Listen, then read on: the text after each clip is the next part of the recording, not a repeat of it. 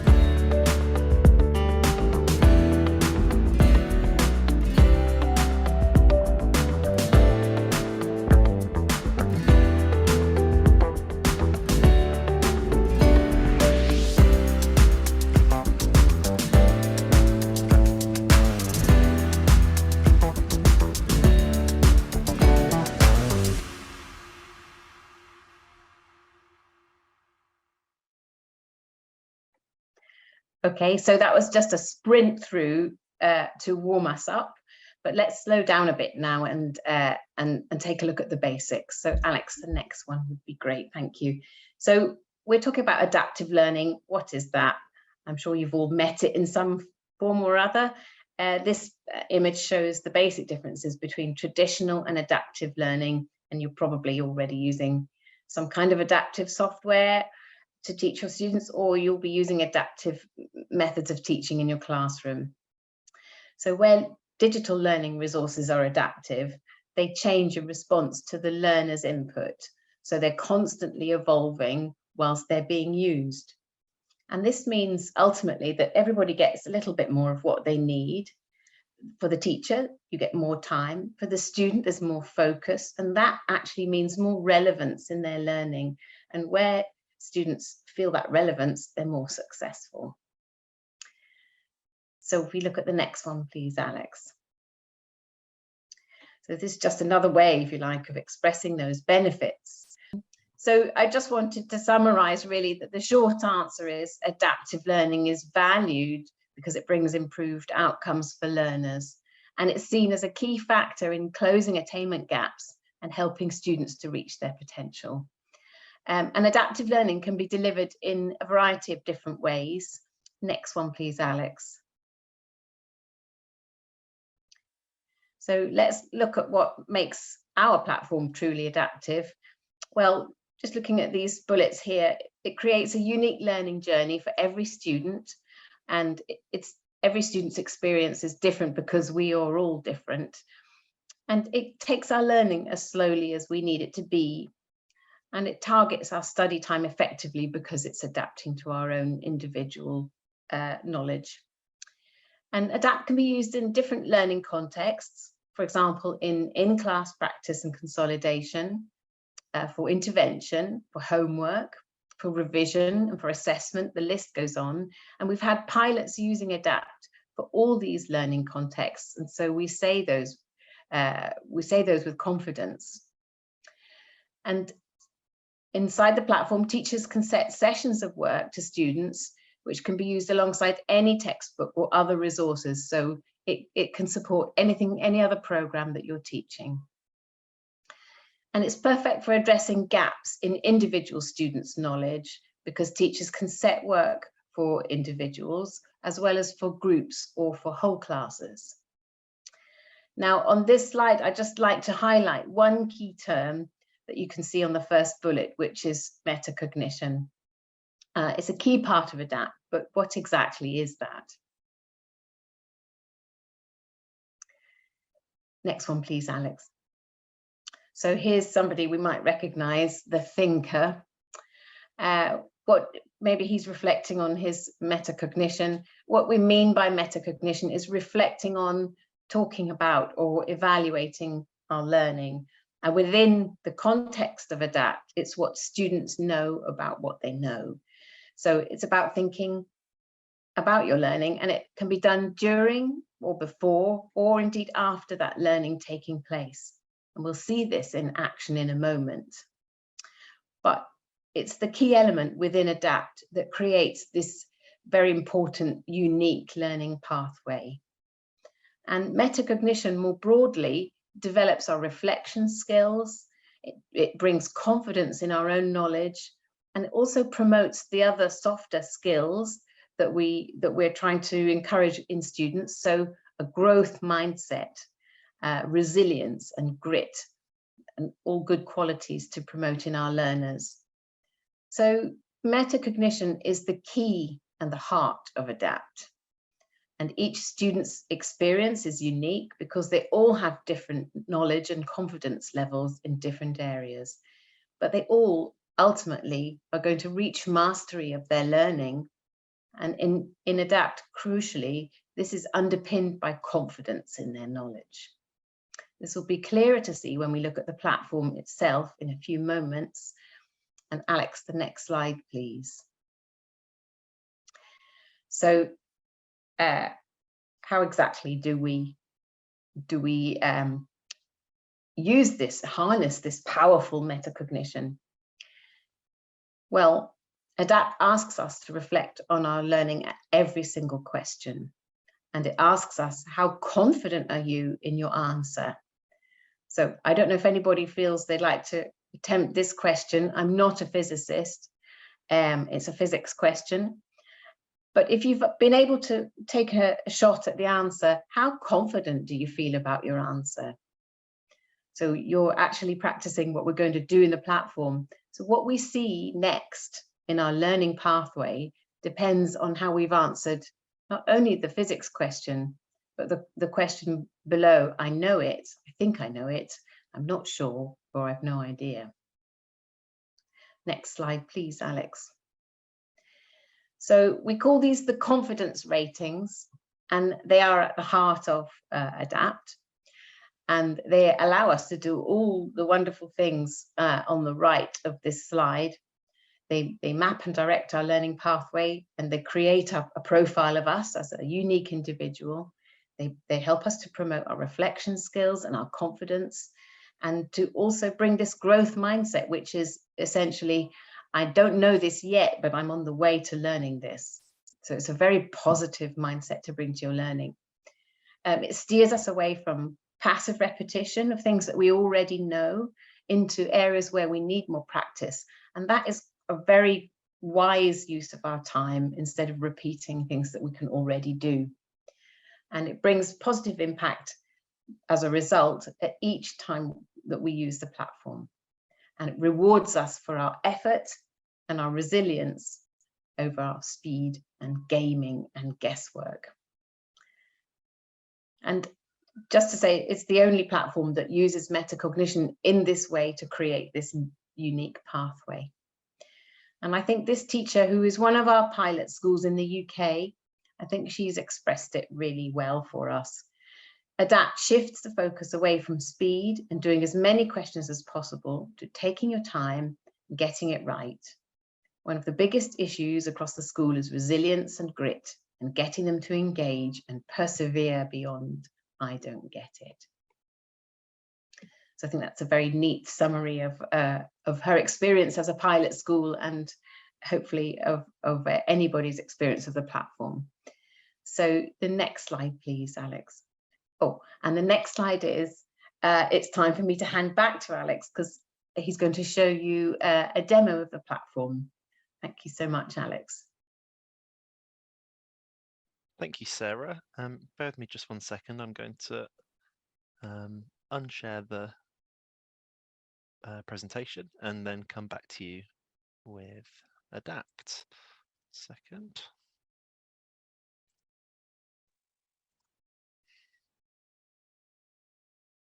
And all being well, you should now be seeing the student dashboard. Is that right, Sarah? Looking. I can see you to nod. Cool. That's great. Thanks for confirming. So hi everybody.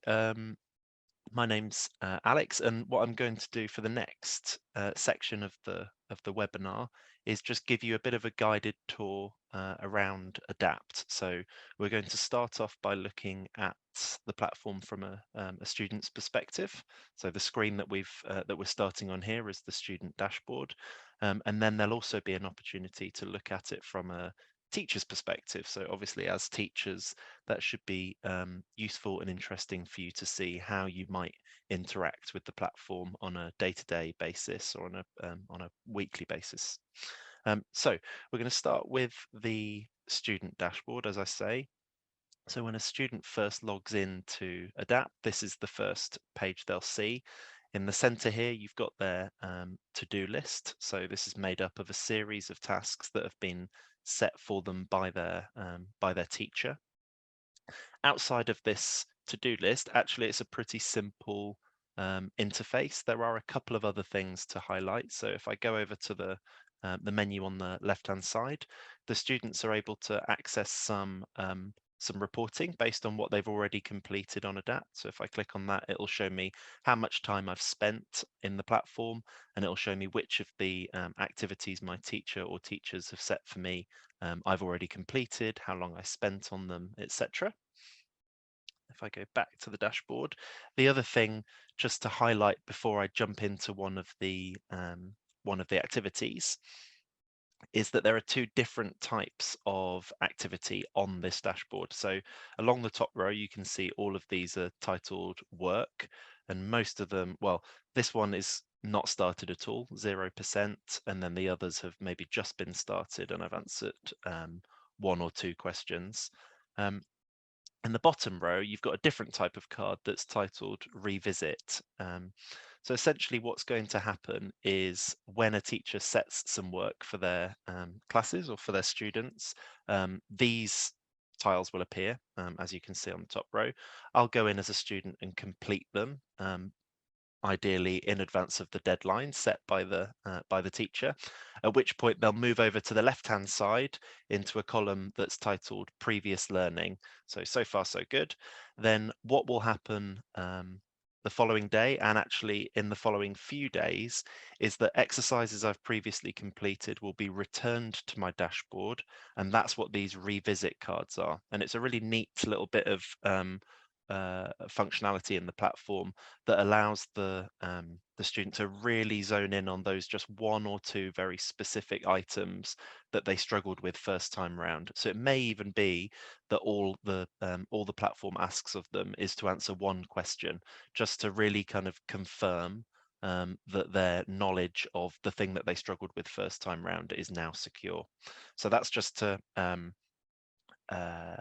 describe the difference between the different types of activities you'll see on the screen. And I think what we'll do is we'll jump into one. I think we did some chemistry earlier, so why not try some physics this afternoon? And what I would just say, I have selected a physics module, but I'm fully aware that we may well have teachers from a range of different subject areas from the call. That might be other sciences, or it might be other subject areas entirely, maths, geography, etc. And everything I'm going to show you is applicable across all of the subjects. So don't worry if the card I happen to have selected from the dashboard isn't the subject that you teach at your school. So the first thing I'm going to see is something that looks much like the slide that Sarah showed in her presentation. So I think in that example, she was being asked to fill in a gap. In this case, the question type is a bit different. So I'm being asked to drag a definition into, I'm being asked to match a definition with a word. But the principle is the same as it is with all of the questions that the students see in Adapt, in that I'm having not only to answer the question, but also to indicate my confidence level. Either I know it, I'm very confident, I think I know it, I'm not sure, or I really don't know. And as Sarah mentioned, but I think it's worth reiterating, both of those bits of data, so whether the student answers the question correctly and also whether the student is confident, are equally as important in terms of determining what they're going to see next, and then ultimately what their journey through the content is going to be.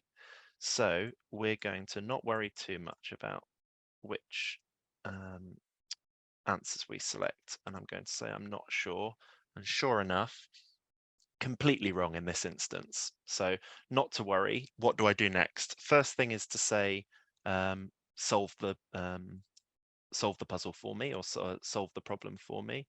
So it'll match up the correct definition in this case to the term. Obviously, depending on the question type, that might look quite different. Might be a case of labeling a diagram. It might be selecting the right option from a series of multiple choices, or filling in a gap. There are lots of different question types in the Adapt platform, but essentially I can see what I should have answered in order to be marked as correct. What I can then do is click Learn More here. So you'll see there's a little option here to learn a bit more about gravity. The idea there is that it's pointing me in the direction of the learning content I'll need to answer a similar question correctly next time it comes around. And because I've answered it not only incorrectly, but also with low confidence, you can be sure that I will be tested on this particular bit of knowledge again at some point as I make my way through the module. It may not be the next question, but it will come back up again. Sorry, I got lost in a train of thought there. Let's go next. So here we've got a more simple, in fact, I think this might be the exact question from the PowerPoint presentation, but I'm just moving on here to illustrate the fact that, as I said, there's a wide range of question types. That's definitely something that sets Adapt apart from some other platforms you might be familiar with in the market, which tend to have maybe a large bank of questions, but they tend to be predominantly multiple choice questions, which students can become weary of over time. With Adapt, we're confident that you'll be able to keep the students engaged because of the range of question types available to them. Right, I think what we're going to do now, I'm going to come back out to the dashboard and we're going to look at Adapt from a teacher's perspective.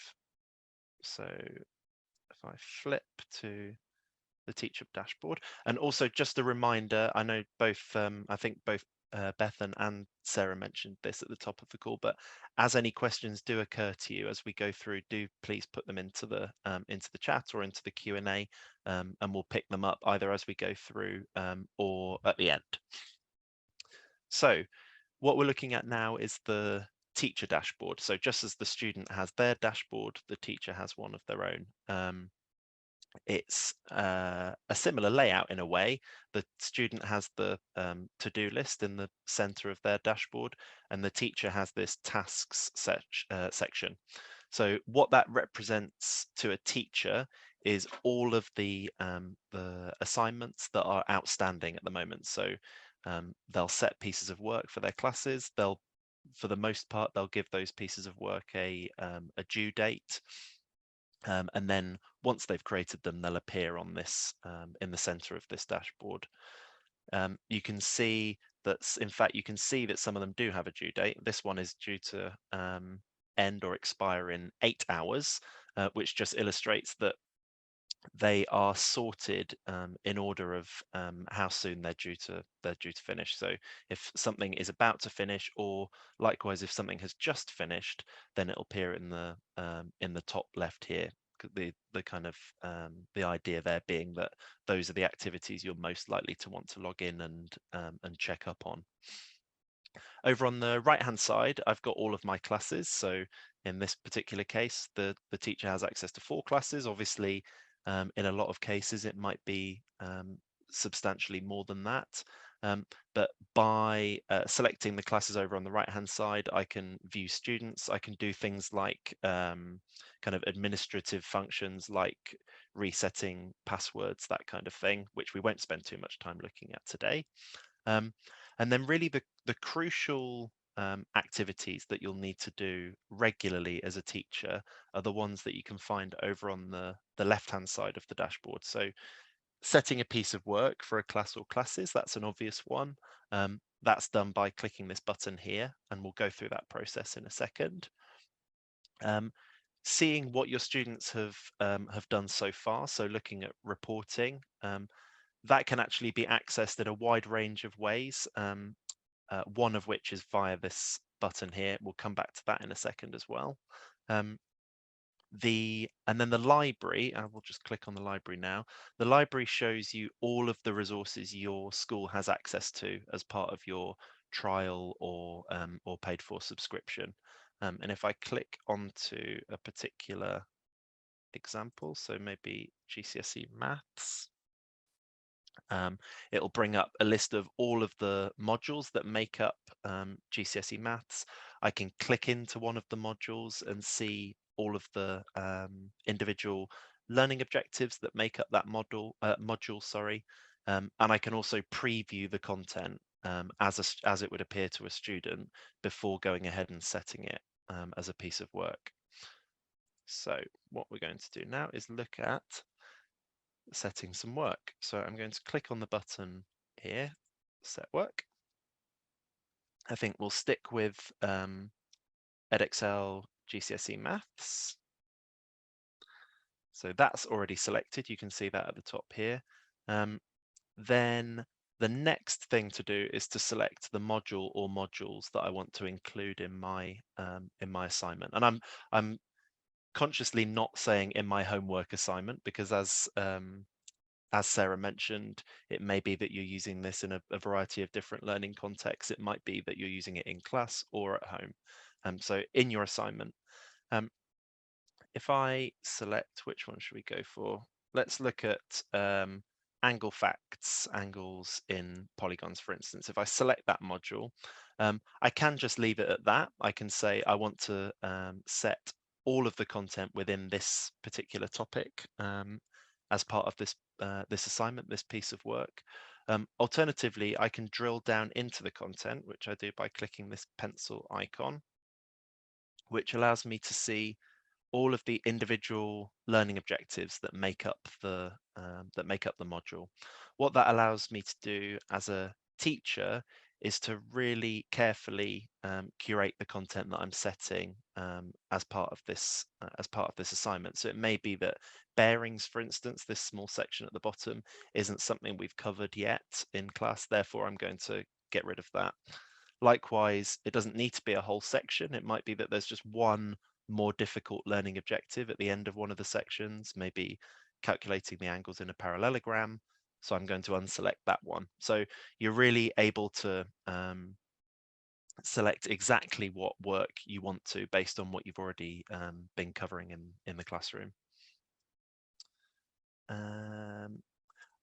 I just remember I missed one thing, which was just to talk a little bit about the way that the modules are structured. So we're looking at maths here, and in the GCSE Maths curriculum, you have I think 4 or maybe 5 quite large topic areas. So, for instance, algebra, which you'll see appears at the beginning of a number of different modules.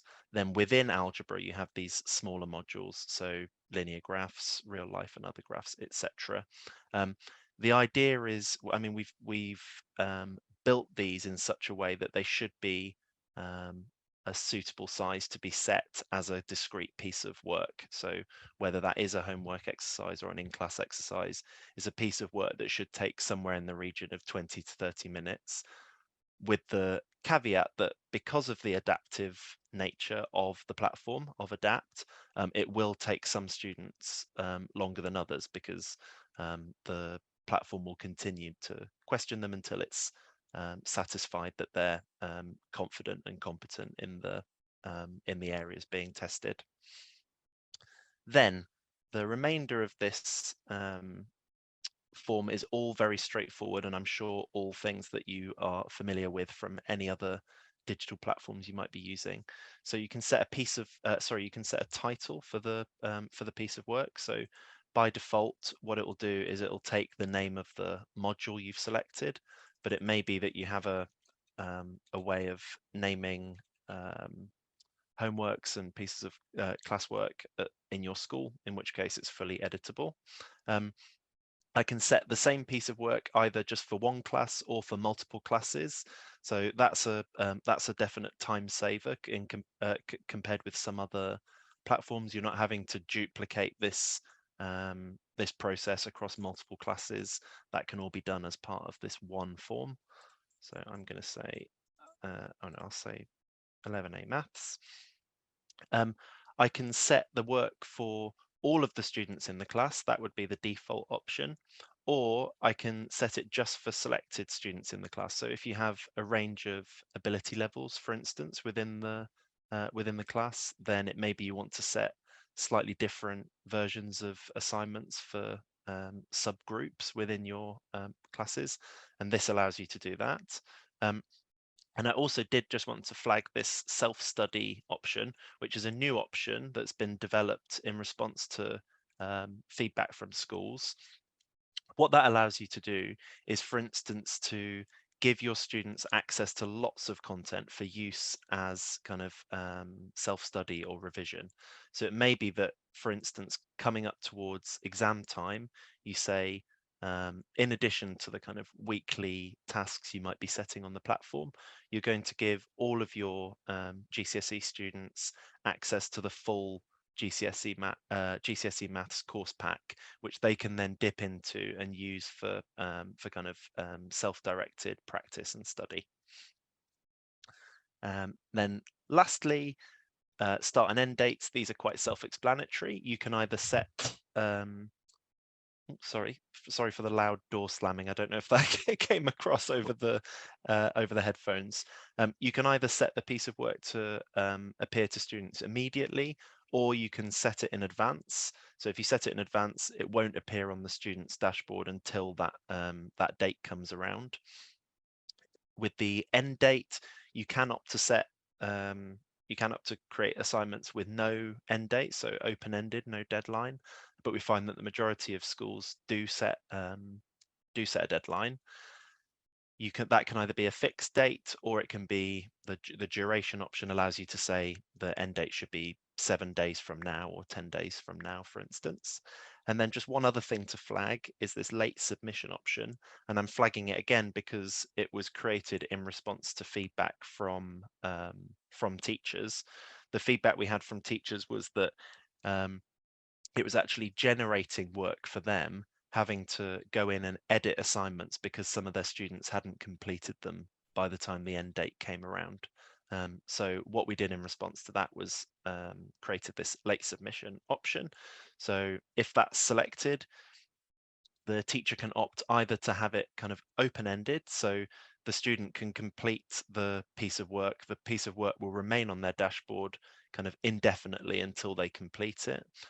Or they can just set a almost a grace period of, say, 7 days, which means that after the assignment deadline, the student has a further 7 days to complete it before the activity falls off their dashboard.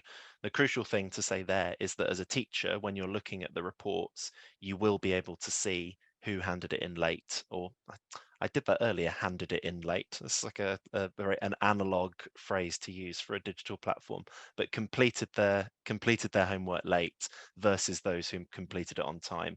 And over the course of the year, you'd be able to see patterns if certain students were completing it late each week, for instance. So last thing before I hand back over to Sarah is just to look at reports. So as I said, there are various routes into the reports. If I wanted to look at the reporting related to a particular class, so maybe this one at the top, then there's an icon here that allows me to go straight to the reporting related to that particular class. Likewise, if I wanted to see reports related to a specific assignment, then I have a similar icon on each of the cards here, each of the cards representing a particular assignment. So I can just go in and see who has and hasn't completed it and how they've got on. If I want to see the kind of overall reporting for all of my classes, then I would do that via the button on the left-hand side here. So at the top of the screen, a couple of very straightforward kind of high-level reports. telling you how many students have logged in each day, and then also breaking down the learners into what we call healthy and inactive or at-risk learners. The healthy learners have logged in within the last 30 days, and the inactive or at-risk learners have registered their account, so they have logged in before but haven't logged in or haven't been seen for the last 30 days. Then at the bottom, I've got an overview of all of my classes, just very high level overview, the number of students in each, the number of modules that have been set for them so far, and average progress through those. Then I can drill down into a specific class. So let's look at this bottom one. We have the same couple of reports at the top of the screen, so I won't dwell on those.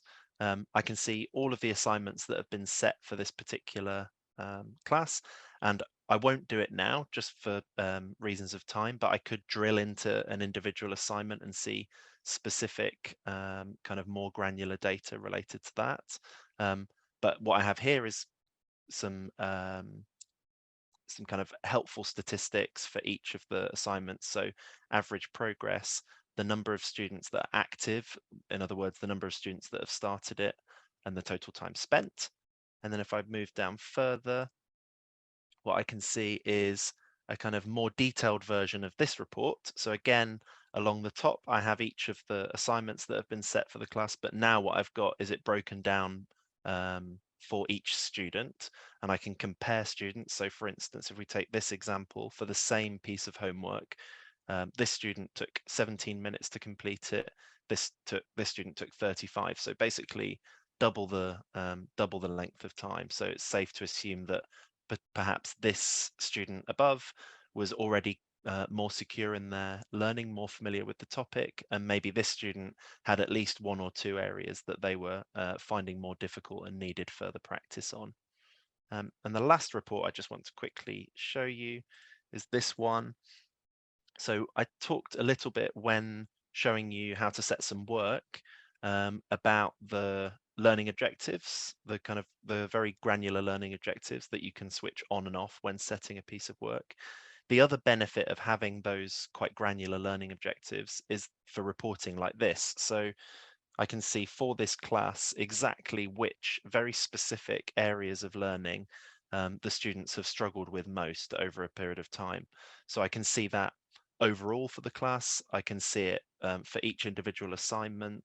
I can even see it for each individual student. And that obviously is beneficial to you as teachers because it gives you a guide as to which areas of study might need additional focus in the classroom. And I think that might be just about enough from me for now. So Sarah, I'm going to pass back to you. I'm going to pop the PowerPoint presentation back up.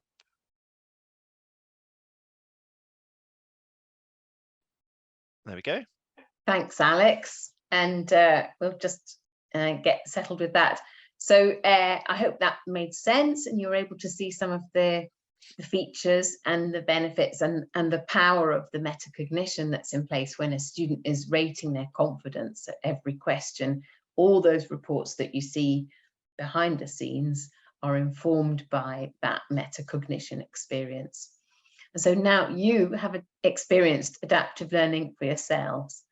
And just to recap on these key points, ADAPT is not gamified learning. It makes you work. It focuses on mastery over speed, and it isn't competitive. And it rewards your effort and your reflection, and it ensures that your learning time is targeted most effectively at every session. Always going to be meaningful time spent within the platform. And the engagement of students improves because the experience is meaningful to individuals. And really, most importantly, nobody is left behind. And teachers can see exactly where the learning gaps are for each individual, as Alex has just shown us with the comparison between the student that finished in half the time.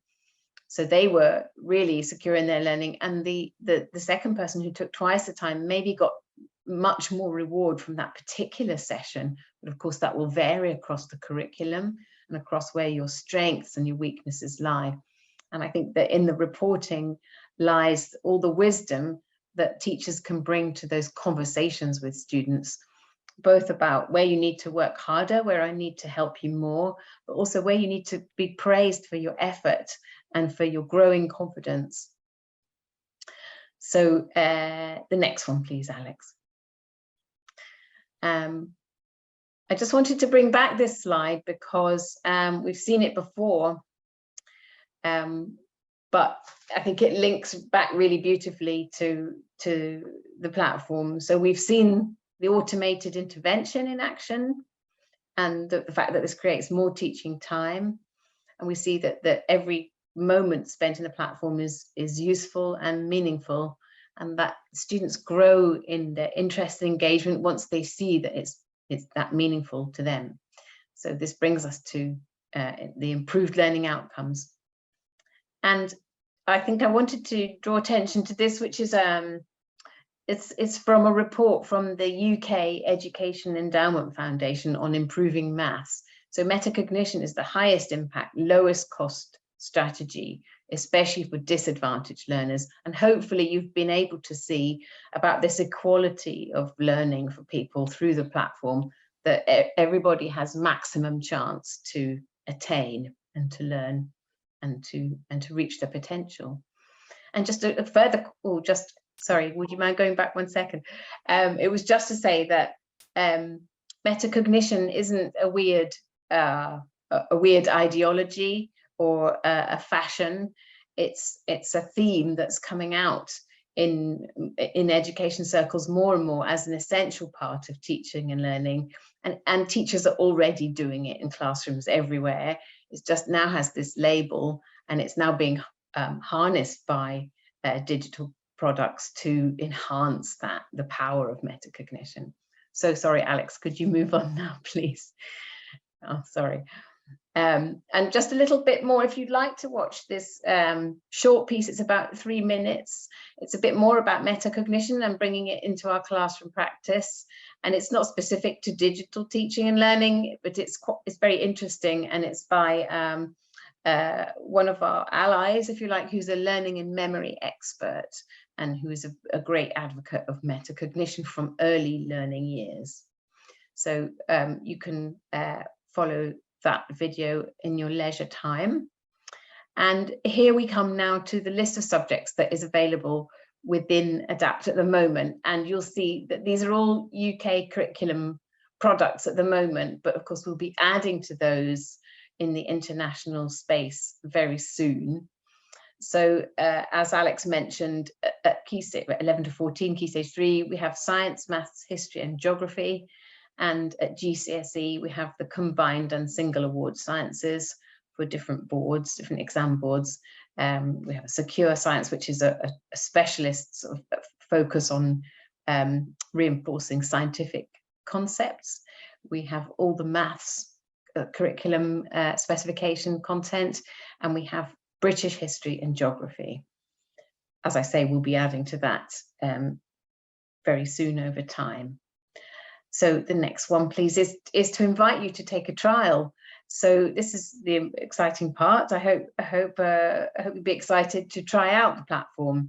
So in our experience, you'll need to trial the platform for a period of time in order to explore where it works well for you and where it's best suited to your teaching and learning, and to see all the benefits for students and for you provided by the teacher reports, which are powered by the student usage. So that's not an instantaneous thing. You need to give it a go to get the benefits. So about the trial, we're offering access for your whole school to experience all aspects of ADAPT in your chosen subject. So that's all of the content and all of the performance data, and you can use it selectively in one class or a year group, or you can use it right across the school as you choose, to see how those benefits and those experiences bring insights to your data and your planning. So the trial is completely free, and we'll support you with the setup, which is really simple, but we'll be on hand to help you every part of that process. And there's no commitment to buy after you've trialed it, of course. And so we have a QR code there that you can scan. I'll just leave this up for a second longer so that you can take a screenshot if you'd like. So you can reach us through all of these channels. I'll pop it back up at the end. Okay, that's fine. We'll settle on that one once we've finished. Yes, but also just to add that Alex and I are really happy for you to contact us directly, and we can give you our email if you have any requests or specific queries that you'd like us to look at for you.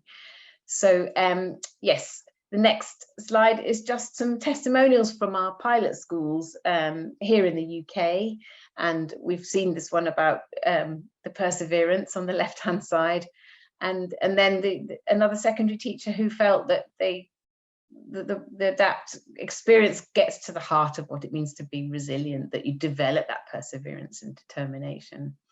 And finally, the learner that said to their teacher, "Miss, I didn't know that I would get these right." So for me, that's an absolute perfect summation of a student growing in their learning confidence, and it's about the harnessing of that metacognition that created a really positive experience for that learner.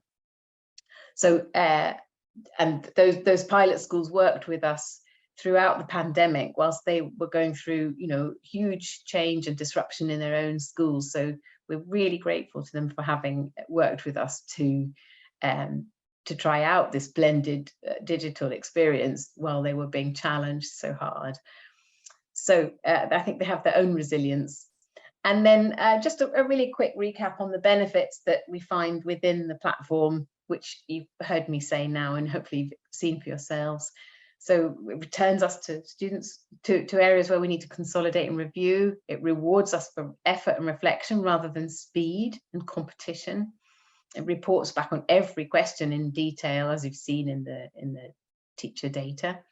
And it constantly adapts by identifying what we already know, which is not where we need to target our effective teaching time.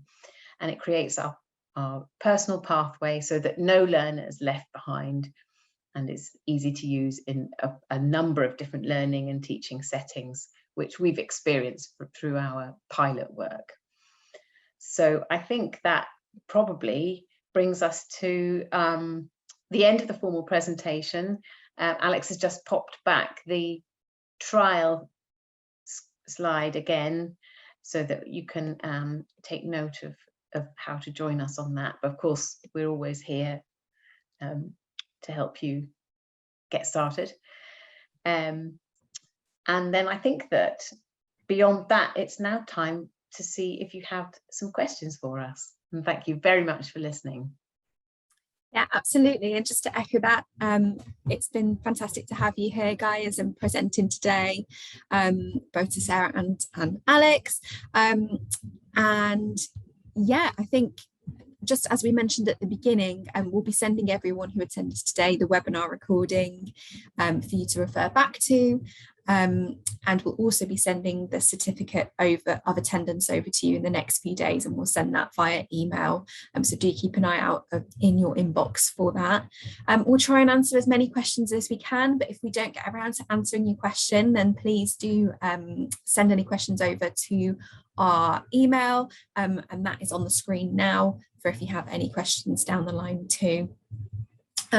Okay, so if anyone has any more questions as well while we're talking about this, then do pop them in the Q&A box. But the first one that we've had is it's about the free trial that's here as well. So how long is the free trial that teachers get for ADAPT? Okay, well, I'm happy to answer that one. So in the UK, our schools that opt to trial are using it for a term before they're making a decision about whether to use it longer term. And that's because, as I said, you need to see how it pans out. You need to be able to integrate it into your teaching and planning loads, maybe to integrate with your homework program for the year. And you might pick this up at different parts of your academic year. So we recommend at least a term to try it, to get the benefit of the use and the data that's provided as a result of that use. Fantastic. And that gives time as well that it's not just a quick turnaround of a couple of weeks, it's, you know, the full term for you to really dive into this as well, which is fantastic. Absolutely. So then we've got another question here, which is how would you suggest using the set work on Adapt as homework or in the class? So just to rephrase that again, so how would you suggest using the set work? Would you suggest using it as homework, or would you suggest using it in class? Alex, do you want to speak to that question? Yeah, I can do. I think the honest answer is that we wouldn't want to dictate one way or another. I think it's going to be used in different ways by different schools, and certainly that was our experience of the pilot we ran, and it was also it has continued to be our experience with the schools that have taken up Adapt, either on a trial basis or on a kind of full subscription basis. So certainly it's true to say that lots of schools are using it for homework, and it's definitely set up in such a way that that's going to be one of the main uses, I would think, with schools. But likewise, if you do have the kind of the time and the capacity in school and the devices to be able to incorporate it into lesson time, I think there's a value there as well. I mean, as you saw when I was showing you how you go about setting a piece of work, you can always set a very small piece of work. So it could be that you use it maybe for a starter activity or at the end of a lesson. It doesn't necessarily need to be a full module. It could just be the handful of learning objectives that you were covering in class that day. And the one final thing I guess I would say is just to talk again about the self-study option. So that's something that's relatively new on Adapt, but is potentially a third way in which certain schools, certain teachers might go about using the platform. So rather than or in addition to setting specific bits of work on a kind of weekly or fortnightly basis, opening up all of the content to the students for their own kind of individual practice and revision, which I think is potentially hugely powerful for them as they kind of as they prepare for exams and that kind of thing. Can I just add one tiny thing, Alex, which is just to say that we know that many students are now using their phones as their principal learning device, and that all the content is built with that in mind, so that all the questions display in your device as per the spec of the phone. So there's no worry about not being able to use it from mobiles. That's a really good point. So it's not delivered via a native app, but it's fully optimized for use across a range of device sizes, whether that's a tablet or a phone. I knew there was a technical term. It's fully optimized for all mobiles. And so flexible as well as to how the teacher wants to use it and how even the student wants to use it. I'm sure those diligent students will be really keen to get involved with this and help with their revision. So yeah, fantastic. Then we've got one last question that's come in. It's about, do you have to mark any of the points of the set work, or is it automated? Well, that's a nice, really easy one, because the answer is no, there's no marking. We know that marking homework is a big deterrent to setting homework, and that's a big burden for teachers on a weekly basis. So the question types, as Alex said, are really varied, but everything is marked within the platform. So there's nothing for you to pick up, only the data that tells you how it's gone. And that leaves you time to intervene on, to make those teaching interventions where you need to, on the basis of what the students have submitted. So there's no marking. No marking, no reports either. So brilliant for parents' evening and to feedback too. So yeah, fantastic.